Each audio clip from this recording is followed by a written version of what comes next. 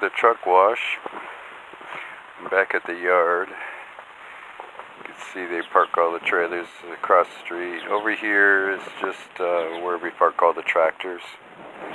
Looks like it's going to rain because I washed the truck. But it looks good before the bugs hit it.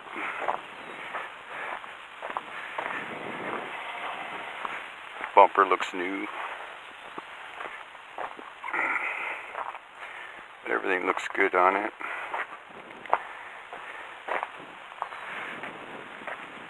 Back looks nice and clean. I try to really keep the same style I do with all the trucks I've drove.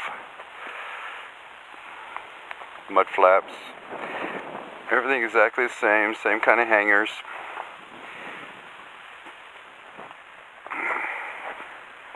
Everybody thinks I'm going to put more in it. I'm not. I even replaced this plastic piece.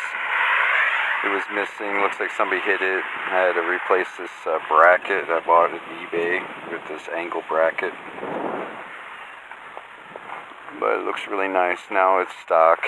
Even this rubber on the bottom skirt that was missing, and I went to eBay and bought one. And even the clamps on the back. That way it's stock. And that's what it should look like.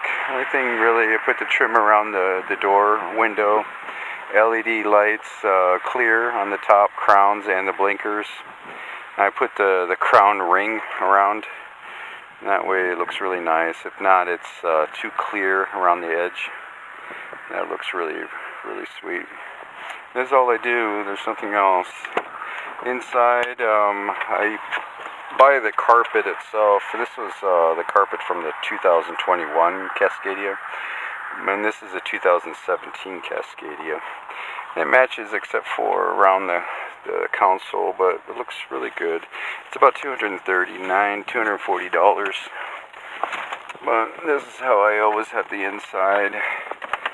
Let me lower this. There, that way you can see how I always have the dash. And the switches, putting the chrome around that.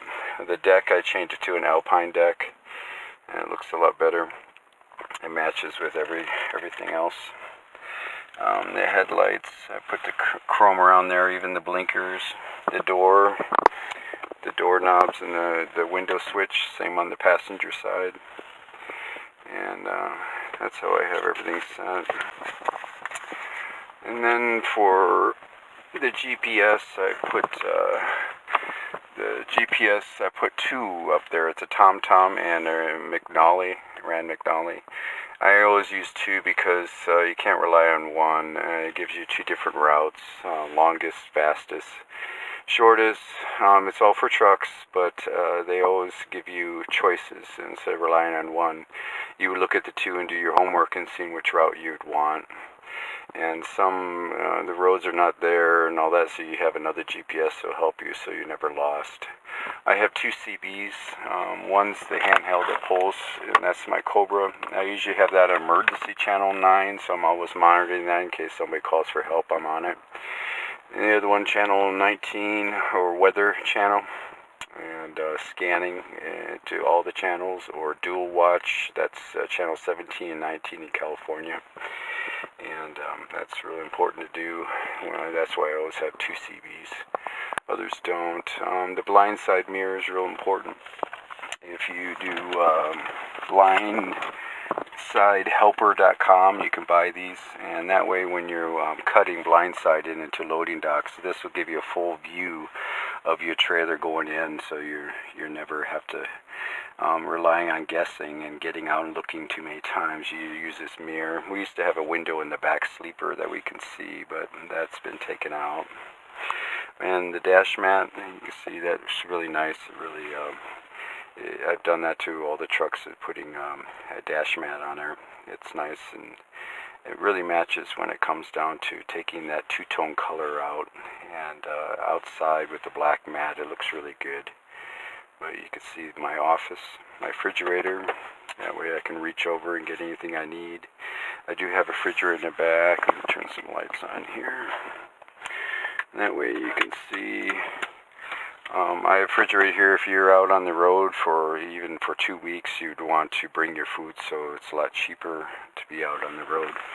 And I can plug that in. Right now I use that as just a pantry, putting food in there that doesn't need to be refrigerated.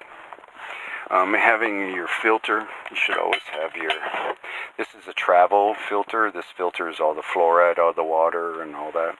And this is just a one filter. The ones at homes have 2s and 3s, and this is the travel one. And that way, any water you have, you put it through your filter, so you're always drinking good water. For emergencies only, that's why I keep it clean. You would have the portable toilet. I have that on the bottom here. In case you get sick and you're around where there's no rest areas, there's many loading docks where there's no restrooms for the drivers. You would use this for emergency use. In case you get sick and you have to sit on the throne for a while, you would have this for peace of mind. And that's good when you're traveling, and that really helps. And this is a double bunk where you would, you can see this comes down, and you would have team drivers, and I drive by myself, so it's always up here. It's never down. This bed lifts up, and that's where I have all my tools, my chains, my cleaning equipment, oil, everything you need to be under the bunk here. You know, my access is on the two side doors that will get you in. Other than that, you have your TV, DVD, in case you're away from reception. Nintendo game, you need all that for entertainment. It's a lot of hurry up and wait. I recommend 783 generators. If you go to Amazon.com, you can get that. That's what this is. And you can see the light blinking. This is generating 783 with 5G. It's eliminating all the 783. So this here gets you back to that frequency. And there's actually portables you can get. And the portables, let's see if I can get one to show you. And that way you have that. And this is a portable 783 generator. You keep that in your pocket. That way it's generating that so you stay calm. You don't have anxiety attacks, no anger. It really helps you, especially when you're sleeping. It really keeps you well rested.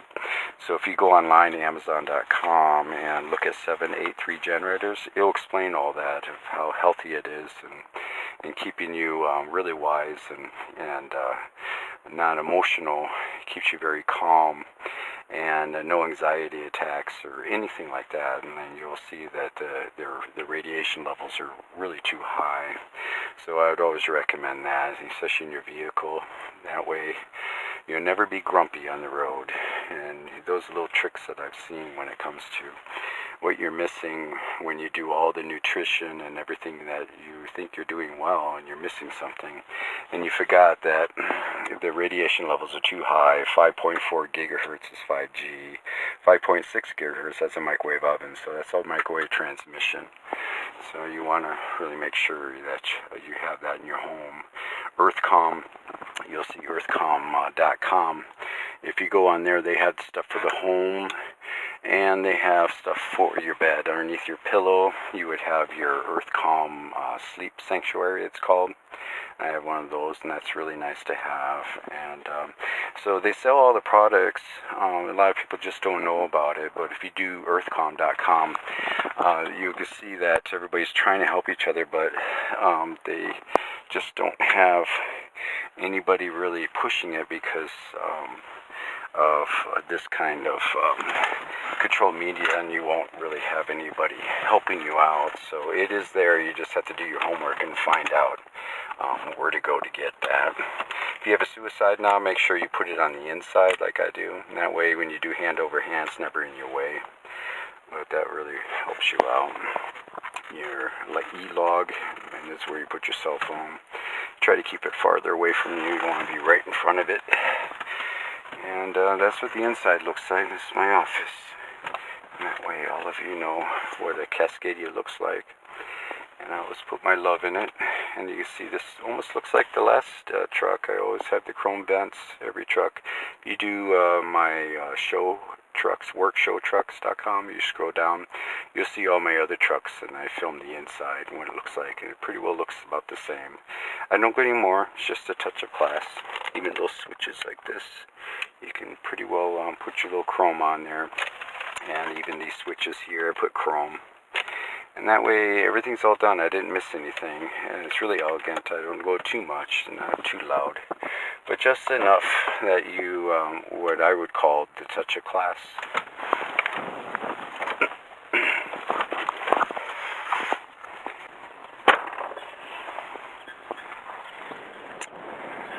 Well, before it rains, I might as well make sure you guys could see what it looks like when it's clean. I did, when you go to a truck wash, you would have them at least wash down the engine compartment. That's one thing that I always do. And that way, you can see what I've done. I painted these frame rails. I painted black, everything black. I try to do that in the spring and fall. And you keep it up because that rusts out. And DOTs, when they look at that, then they look for other stuff. But you want to have them wash the engine compartment. And you can see I make sure I get all the rust off. When I got this, it was really bad. And I wanted to make sure that it got back up to looking where it was well maintained. And by painting the frame rails black, did that all the way to the back. And then keeping the engine clean, going to truck wash, getting the engine sprayed down, and gets all the oil off the engine. And that way it runs cooler. The more dirt and oil you have on the engine, the more it runs hotter. But this had a little leak, so I had this expansion tank replaced. That's why it looks brand new. But other than that, I keep it up. It's a good running vehicle. It's got about 450,000 miles on it. And I usually try to put in about 1 million every 6 years, so I do about 1.3 million before I get another truck. But this one here is really nice. It's a 2017. 2018 on up is a different model. Really, the hood has been changed. Everything else looks exactly the same. But I really enjoy this one. It's very reliable, and I keep it clean. Well maintained. And I wash this truck about once to twice a month. That's it. And I did wash this one, so this is the best time to show you guys what it looks like when it's all clean before the bugs attack it. In wintertime, of course, it's more dirtier, but I do my wipe down all the time to keep it up. And that way you can see my wipe down video, how I do that with the 3 rags. It's not that bad. And once you do it for a while, it really doesn't look that bad. Only thing left I'm going to do is to cut this deck and these steps here, and that will look all chrome. And I want to work on that and these steps to get them back to brand new. But I always put these caps on. You can see it's just a touch of class. I don't go too much, but it's just enough that it looks really sharp. Even I got new shocks, and I put the caps on them, and put the caps on the fuel caps and in the back mounts. And just enough that it looks really nice. And I always try to make it look like this. And every truck I've had, you can see it will look just like this kind of touch of class, not too loud. And these caps here are a lot better than polishing the back aluminum rims. Just the ring that I cut, and then putting these on there is a lot easier to well maintain. And it's just too much work. The older I get, the less I want to do kind of attitude. Mud flaps, I do exactly the same. Hangers in the back, so it's mounted right. And I always bend these up so it's never touching the weights, but it keeps the mud flaps straight. It looks really sharp. By having the hangers in the back, everybody does it wrong where they mount it on the front where it's supposed to be in the back. Long ago, is the dump trucks that had these hangers because they would go and rub and put holes on the mud flap. And these bars, that's why they're double, and that used to drag onto the tire when it swings back and just bounces off of that and swing back and forth. But with these hangers, they mount them on the mount itself, so it just stays straight. But long ago, it used to flop with the mud flap, and these hangers prevented holes in there and roll into the tire when it came. It stopped it. These actually rubbed on the tires. So this is mounted right. It's not backwards. It's actually the right way that the hanger should be on these trucks. You'll see many, they put them on the front, and there's no directions, so everybody has their different style, and they think they're right. But I'm an old dog. I remember when they first came out, what they're really used for. But as you can see, I put a lot of work in the back to really make it stock again. And especially working on this plastic, the other side was missing, and I copied everything. I went to eBay and bought the bracket here that was broken, and this angle bracket, I went to a hardware store and bought that and mounted that. That way everything's stock, and there was a missing rubber on the bottom, and I went to eBay and got that. But as you see, I even polished the tanks on the side here just enough, so you see, you walk around, it looks really nice and professional. These handles were black, and I bought the whole chrome one, and then you just take this piece and use that and disregard the whole back because it's too loud. And this is just like fully loaded Cascadias. They have the chrome on here, and that looks really sharp. And you can see the trim around the windows. That really helps too when it comes to just a touch of class. It looks really sharp and professional, and it always looks clean. If you keep it up, it's really not that bad, and everybody thinks I wash it all the time. I really don't. You'd want to use stainless steel, like this license plate bracket, and that way it never rust. And you have chrome or stainless steel. I would recommend stainless steel on everything.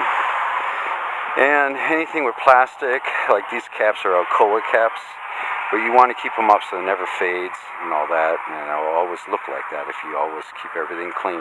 If you neglect it for over a month, then it's going to haunt you and start fading and turning green, different colors, and you'll realize that it caught you off guard, especially these caps. If not, you got to replace them every year.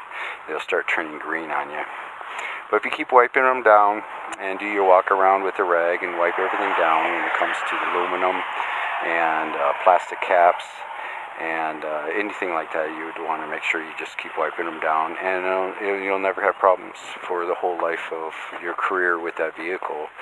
And once you're assigned to one, you'd want to make it look like this, and that way you can see the other drivers, how they maintain it, and you start realizing that they could have done more, but a lot of people don't like it, this kind of job like I do that way, going down the road with pride and really enjoying your job and looking at it as freedom. And that's what I do. Instead of walking, I drive, and I really enjoy traveling. And I hope there's many that watch my videos that do the same and start changing, where the more I have my truck looking this good, I smile more, or I feel more freer, or I really feel proud. And nothing about everybody gawking at you. It's just going down the road looking really sweet. And realize these old dogs, how we used to be when we used to go down the road. All the chicken lights go down there, straight pipes, and looking really sweet. And that way you can really look at that with pride.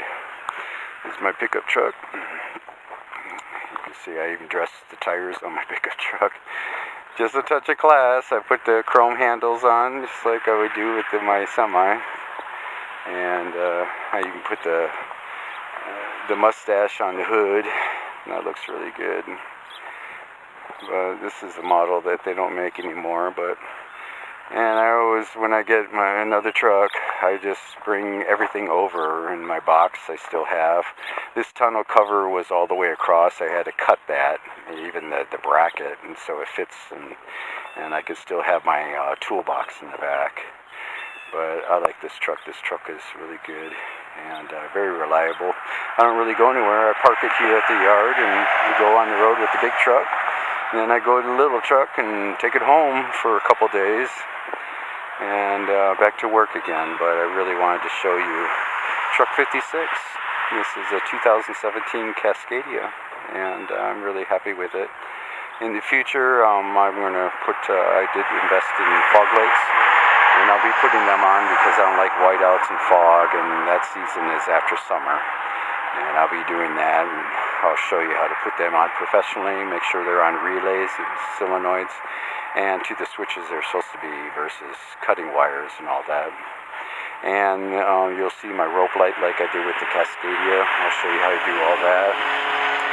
But it looks really good, and at nighttime you'll see these work lights where many DOTs don't like the lenses, so you can see these are white.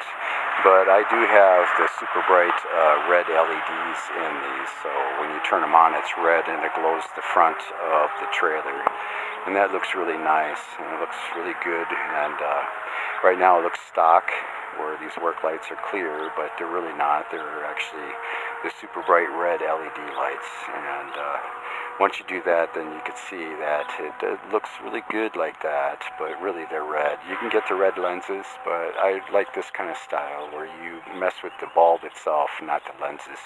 So everything's stock. That's it. After it rains, then it's all about doing the quick wipe down like I showed you with the other video. I really appreciate your time when it comes to watching me going through these kind of levels of companies and keeping up when it comes to suspicious activity. I hope you like that playlist. I'll do more for you, and that way you can see that I'm still watching like an eagle to see why we are still number one when it comes to human trafficking in the whole world, and everybody has to be aware of that like I, and do something about it. And my presentation will keep you all alert of watching even those 4x4 Mercedes vans that look brand new, and they're all over the place with different license plates from different states. And you can see those kind of things when it comes to the pickups and drop-off vehicles and pickup drop-off points. But other than that, I get the weekend off and time to go home and make some more videos.